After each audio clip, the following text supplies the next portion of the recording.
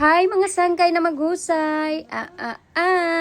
Di mo kaya. Naisipan nga namin bumili ng taho dahil sa oras na ito, alas 4 na ng madaling araw. Kasama ko nga pala dito ang aking kaibigan at the same time, katrabaho ko.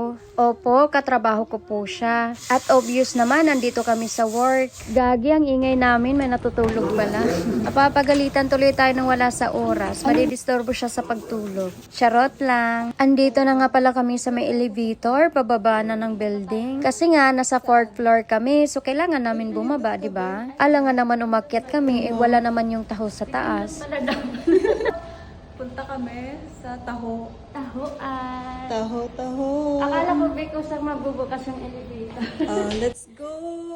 Joke lang yan mga sangkaya. Baka mamaya maniwala kayo na kusang bumubukas ang elevator. Pinagtripan pa nga ako ng kaibigan ko. Pinasayaw ba naman ako ng TikTok? Aba, hindi pwedeng ako lang. Dapat siya din. Dapat mga sangkay, bumabawi tayo pag ganyan. Nahihiya pa siyang sumayaw, pero mga sangkay, magaling talagang sumayaw yan. Dancer yan. Alam nyo ba mga sangkay, kakapanood ko kay Erica Pineda, minsan nagagaya ko yung mga sinasabi niya, kung paano siya magsalita. Di ko alam kung bakit nagagaya ko yung tono ng pananalita niya tuwing nagbablog siya. Ayan na nga mga sangkay, andito na nga pala kami sa labas ng Pitex. At bigla namin nakasalubong dyan ang aming trainer.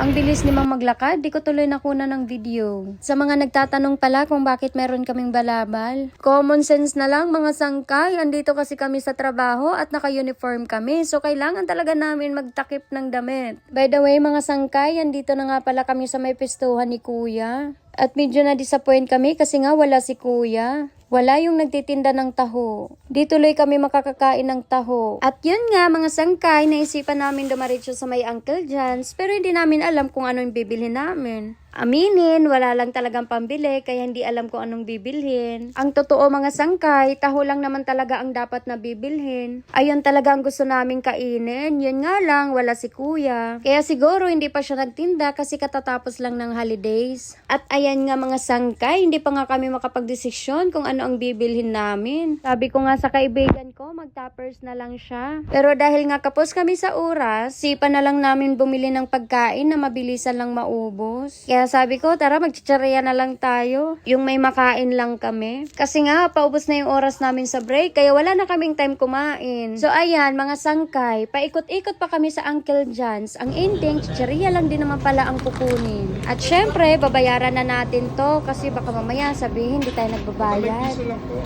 Wala po. Mukha ba kaming mahirap? Charot lang. Wala kaming taho. Wala kaming nabili. Matawid luto.